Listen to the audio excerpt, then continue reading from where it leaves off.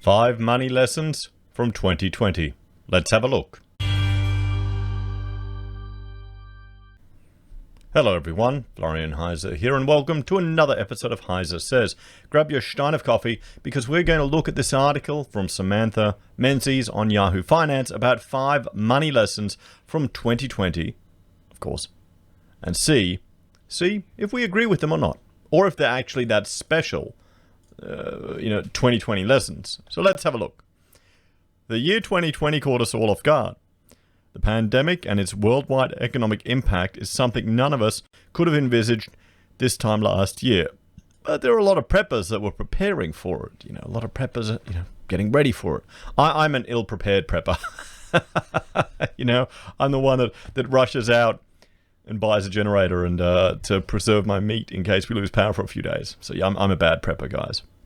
The good news is the past 12 months have been a wake-up call for many Australians and their personal finances. Now, this is something I've been hoping for, perhaps naively, in a lot of videos that we've been discussing the news and different things, that the impact of this lockdown will really heighten some of the bad decisions people have made financially, or the fact that they haven't been prepared, or they haven't taken control of their finances. I'm hoping this will be a never-again moment, and Australians will get their stuff sorted.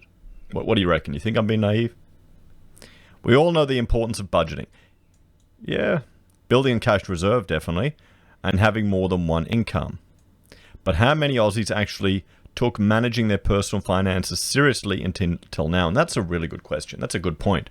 Here are 5 valuable lessons that the past 12 months have taught us. Lesson 1, a cash emergency fund is vital.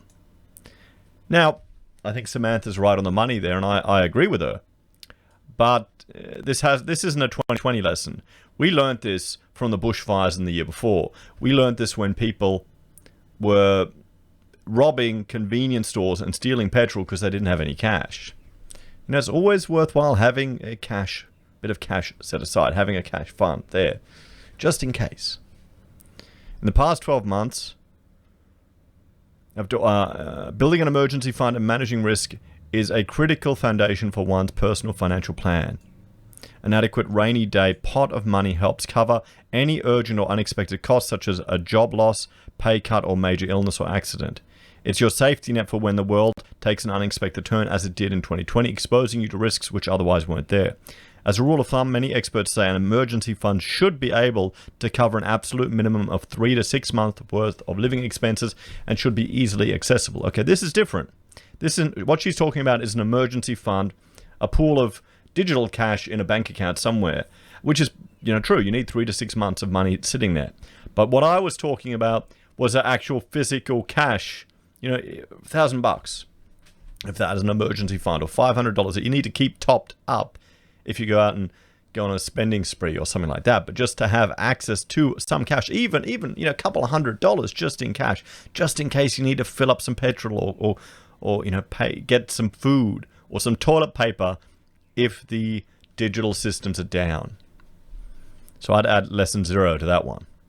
Lesson 2, and emergency funds, never in any of the articles we read or the sob stories coming out from the ABC is ever a mention of having an emergency fund. People wind up in these situations where they are taken advantage of, sure, by like loan sharks or payday lenders or that type of stuff, or fall into an afterpay debt trap. But there's never any mention that people need to have an emergency fund. Did you learn about the concept of an emergency fund at school? When we should. Lesson 2, it's important to have a budget. Do you ever get to the end of the month and question what you've spent your wage on? Living to a budget is a lot like being healthy. You'll have to give up a few things, but with the right mindset and plan, it's possible to find a good balance between living within your means and enjoying life. The bonus is that if you work out how much your monthly bills are and set an allowance for additional things like food and travel, it'll allow you to put the rest aside and save up for those extra luxuries you otherwise won't be able to afford. It sets you up for financial freedom. On top of that, when the unexpected happens, you're then able to easily adjust your budget to suit your new income. Well, we kind of have a budget.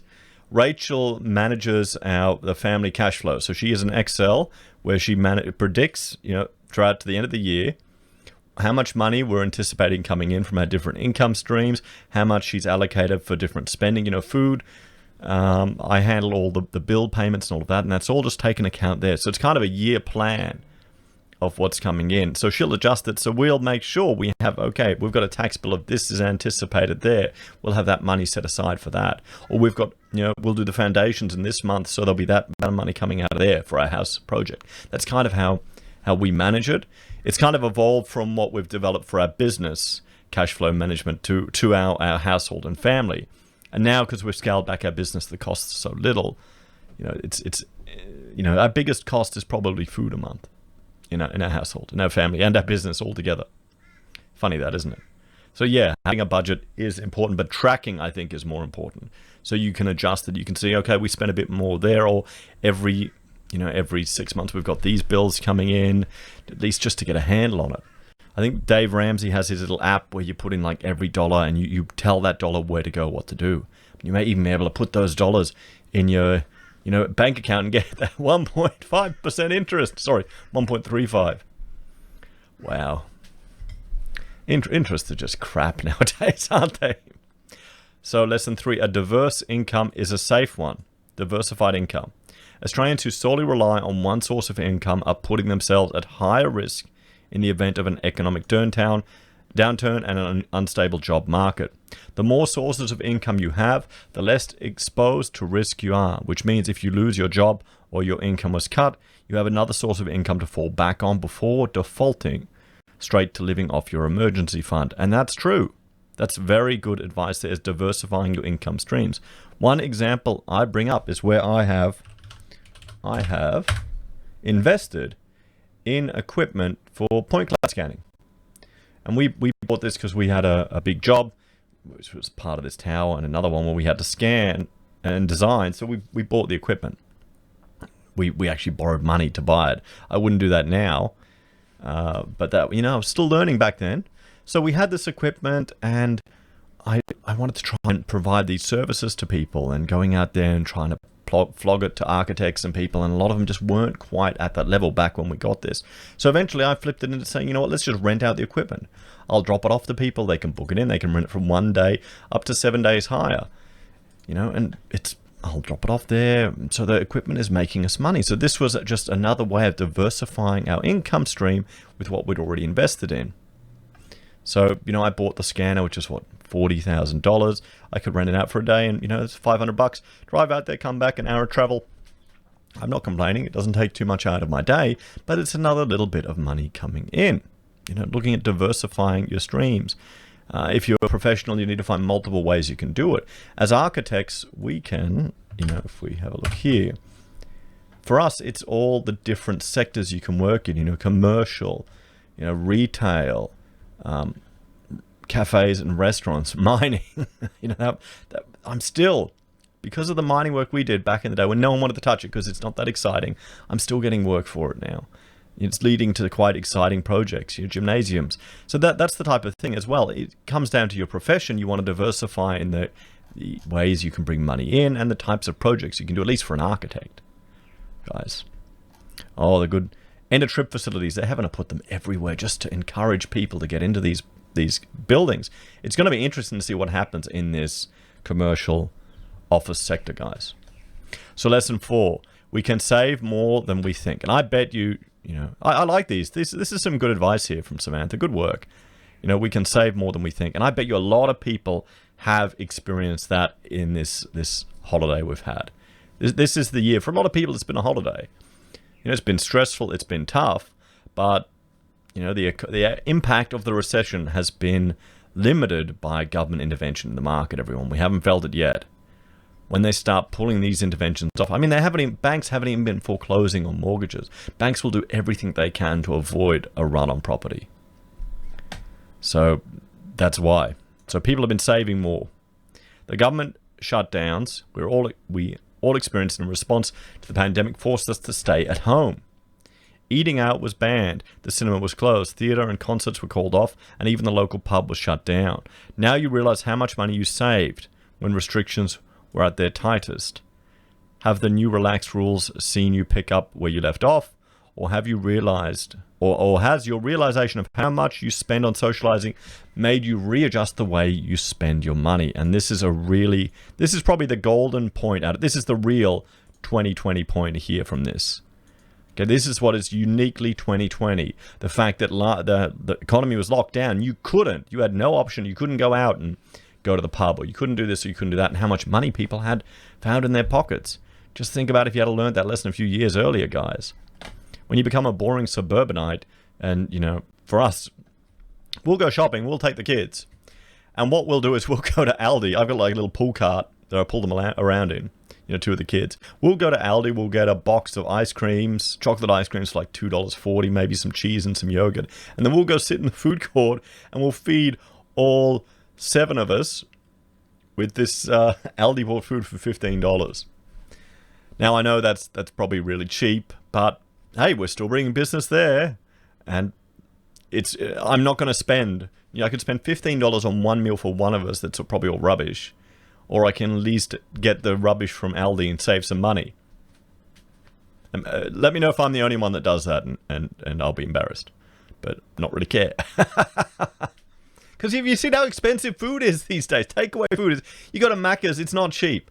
I was talking in a previous video about how, you know, takeaway food you think is cheap. It's not. It's expensive crap. It really is. Lesson 5. Don't make rash financial decisions. The past 12 months have been nail-biting.